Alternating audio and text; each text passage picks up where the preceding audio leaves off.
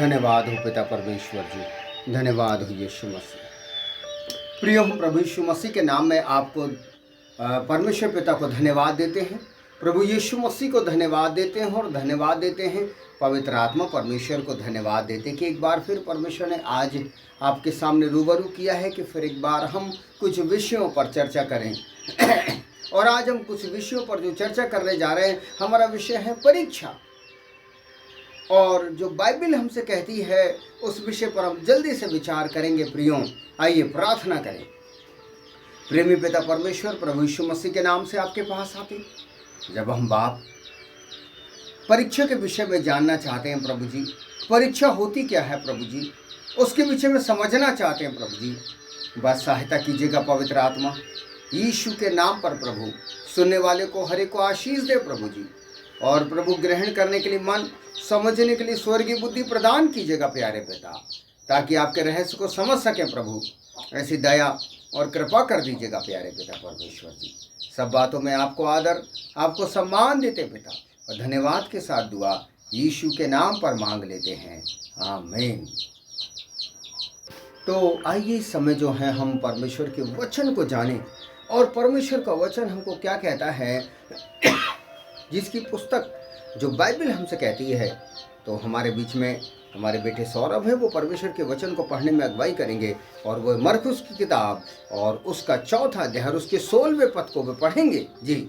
वैसे ही जो पथरीली भूमि पर बोए जाते हैं, और यीशु मसीह कह रहे हैं बीच वाले दृष्टांत में कि वैसे जो पथरीली भूमि पर बोए जाते हैं, पथरीली भूमि पर, ये वो हैं जो वचन को सुनकर, वे वो लोग हैं जो वचन को सुनते तो हैं, हाँ, आनंद से ग्रहण कर लेते और हैं। आनंद से ग्रहण कर देते कि पास्टर जी आज आपने कितनी अच्छी बात बताई है, और ब्रदर जी आपने कितनी अच्छी बात बताई है, सिस्टर जी आपने कितनी बढ़िया बात बताई है, और बातों को सुन करके उनका मन आनंदित हो जाता है, परंतु अपने भीतर जड़ न रखने के कारण, और वचन को सुनते हैं लेकिन वो अपने अंदर जड़ नहीं रख पाते, मजबूती नहीं रख पाते, उस वचन को थाम के नहीं रख पाते हैं, वे थोड़े ही दिनों के लिए रहते हैं। और वो जो आनंद है वो थोड़े दिन के लिए रहता है जड़ न पकड़ने के कारण, और वो आनंद खत्म हो जाता है। इसके बाद जब वचन के कारण उन पर, हाँ, क्लेश या उपद्रव होता है, और वचन के कारण जब उनके जीवन पर परीक्षा आती है, उपद्रव होता है, या क्लेश आता है, या उनको परखा जाता है, तो वे तुरंत ठोकर खाते हैं। और वे तुरंत क्या खाते हैं? ठोकर खाते हैं। ध्यान दीजिएगा प्रियो, परमेश्वर का वचन आज हमसे कुछ बातें कह रहा है। सबसे पहली बात, अगर आप परमेश्वर का वचन सुनते हैं, हो सकता है रविवार को आपने धीरज के विषय में वचन सुना, हो सकता है दिन में बुधवार के दिन आपने प्रेम के विषय में परमेश्वर का वचन सुना, हो सकता आपने दया के ऊपर परमेश्वर का वचन सुना, हो सकता आप देने के ऊपर परमेश्वर के वचन को सुना, कि व्हाटएवर यू, कोई भी विषय को लेकर के आप परमेश्वर के वचन को आपने सुना, और जैसे ही आपने परमेश्वर के वचन को सुना, मालूम क्या होता है? आपके मन में वो वचन बोया जाता है, आपके दिमाग में वो वचन बोया जाता है। जब वचन दिमाग में आता है, दूर खड़ा शैतान देखता है कि अगर इस वचन अगर इसके मन के अंदर बना रहा तो ये उद्धार का जीवन जिएगा। शैतान की नजर रहती, फिर परमेश्वर देखता है कि इसके जीवन पर जो वचन बोया गया है, तो क्या ये वचन स्थिर रहेगा इसके जीवन पर? फिर वो परमेश्वर इस वचन को थामे रखता, वो कुछ दिन तक थामे रखता, तो परमेश्वर के दिल में आता, चलो इसको एक बड़ी आशीष में इसको दे देता हूँ, एक भरपूरी की आशीष में इसको दे देता हूँ। लेकिन क्या होता? परमेश्वर जिसके पास वचन आया है, उसको परखने के लिए शैतान आता। परमेश्वर भी शैतान को परमिशन दे देता, जा परख। क्यों? वो इसलिए परखा जा रहा है। आपको अच्छे से याद होवे, आपको मालूम हो, आप जब पहली, दूसरी, 5वीं क्लास आपने पढ़ी, 12वीं फर्स्ट ईयर सेकेंड ईयर आपने पढ़ा, पढ़ने के बाद में उसमें परीक्षा दी जाती है और परीक्षा में पास होना, और जो बच्चा पास होता वो अगली क्लास जाता है। ऐसे ही मसीह जीवन में भी है। आपने जो भी वचन सुना, आपने किसी भी विषय का वचन सुना, वचन सुनने के बाद आपके जीवन पर परीक्षाएं आएगी। अगर आप दशवांश देना शुरू कर लें, आप 1 महीने तक आपको भरपूरी आशीष मिलेगी, दूसरे महीने तक भरपूरी आशीष मिलेगी, तीसरे महीने से आपके जीवन के अंदर परीक्षा शुरू हो जाएगी। आपको परखा जाएगा। कई स्वार्थ को लेकर के आप दशवांश तो नहीं दे रहे हैं, किसी लोभ लालच वशीभूत होकर के आप दशवांश तो नहीं दे रहे, किसी और के सिखाने से आप दशवांश तो नहीं दे रहे हैं, किसी और के सिखाने से आप सहायता तो नहीं कर रहे हैं। अगर सचमुच में आप वचन के सिखाने से आप ये कर रहे हैं, प्रभु से प्रेरित होकर आप कर रहे हैं, तो जो परीक्षा आएगी उस परीक्षा में कुछ गिरावट आएगी। आपके जहाँ से पैसे आने वाले वो रास्ते कुछ दिन 1-2 दिन के लिए बंद कर दिए जाएंगे। जहाँ से आपके पास सफलता आ रही वहाँ के दरवाजे थोड़े बंद कर दिए जाएंगे। आपको परखा जाएगा, आपको देखा जाएगा कि आप परमेश्वर के वचन में बने हैं या नहीं। हो सकता प्रभु आपको परखे, शैतान परखे, परिस्थितियां, व्यक्ति, वस्तु, परिस्थिति के द्वारा आपको परखा जाएगा। अगर आपने धीरज कान खोल करके सुने, अगर आपने धीरज के वचन को सुन करके आया भवन से, आप जैसे ही घर जाएंगे कुछ समय के बाद हो सकता आपके सासू के सिर पर शैतान बैठ करके परीक्षा ले, ये खूब धीरज का वचन सुन करके आई है, सामर्थ्य भी पा करके आई है, इसके पास सचमुच में धीरज आया कि नहीं आया, जरा देख लेता हूँ। अगर आ गया होगा तो ये मेरी छुट्टी कर देगी, इसलिए इस धीरज को चुरा लेता हूँ मैं। इसलिए वो सासू के सिर पर बैठकर तांडव करना शुरू कर देता, पति के सिर पर बैठकर तांडव शुरू कर देता, पत्नी के सिर पर बैठ करके हमको परखना शुरू कर देता। और फिर क्या होता, अपन थोड़ा सुनते और सुनते और सुनते, हम नहीं जान पाते हमारी परीक्षा हो रही है। हम नहीं जान पाते हमारी परीक्षा हो रही प्रियो। जी हाँ, मालूम क्या होता है, अपन थोड़ी देर रुकते बोलते चला बहुत हो गया अब तो, जब देखो जब मैं ये भी करती, वो भी करती, ऐसा भी करती, ये भी काम करती, वो भी काम करता, कमा के भी लाता, सब कुछ करता, लेकिन क्या होता, ये मुझको निरंतर डांटते रहती, डपटते रहती, ये करते रहती। और हम क्या करते, जो वचन हमने सुन करके आया था, धीरज का वचन सुन करके आया था, धीरज की सामर्थ्य लेकर हमने आए थे, क्या होता, हम उसको भूल जाते और फिर सासूबाई के सुर मिलाकर हम चिल्लाने लग जाते, पति के साथ सुर में सुर मिलाकर हम झगड़ा करने लग जाते। और जब ये होता तो बाहर जो शैतान खड़ा है वो देखता, वाह बहुत अच्छा हुआ, ये धीरज के वचन को लेकर के आई थी, धीरज की सामर्थ्य को लेकर के आई थी, लेकिन मैंने इसकी परीक्षा ली और परीक्षा इसलिए डाली कि अगर ये धीरज का वचन इसके अंदर थामे रहेगी तो ये धीरजवंत हो जाएगी और ये फिर मेरी कभी नहीं सुनेगी। इसलिए अब मैं क्या करता हूँ, उसने परखा और क्या हुआ, कलेश आया, उपद्रव आया, परीक्षा आया, वो धीरज का वचन गया। संडे भी नहीं बीतता, संडे को सुबह 9 से 11 बजे आप प्रभु के भवन में थे, आपने 10 बजे वचन सुना है, 11 बजे आपने वचन सुना है, 12 बजे आपने वचन सुना है, और आप घर में 3 बजे 3 नहीं बजा और शैतान ने क्या कर लिया, आपके मन से वचन चुरा के ले गया। आपने धीरज का वचन सुना था लेकिन धीरज में आप रख नहीं पाए। पवित्र आत्मा का चौथा फल, आप धीरज रख नहीं पाए, आप पेशेंस रख नहीं पाए, क्योंकि आप परीक्षा में, जब आपकी परीक्षा हुई तो आप परीक्षा में फेल हो गए।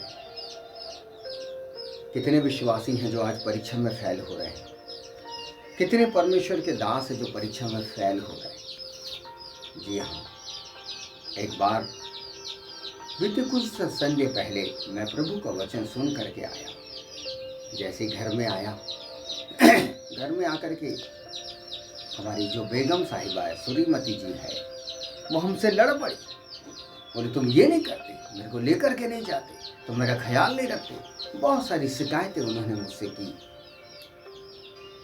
मैं कुछ देर तक सुनता रहा, कुछ देर तक सुनता रहा, फिर मैं कहा बर्दाश्त की हद होती है, मैं ये कर रहा हूँ, मैं वो कर रहा हूँ। मैंने अपना कहना शुरू किया, फिर मेरे आंखों में आंसू थे। परंतु जब मैं उठ करके थोड़ी देर के लिए बाहर गया तब क्या हुआ मालूम आपको? मैं बोला प्रभु ऐसा क्यों हुआ?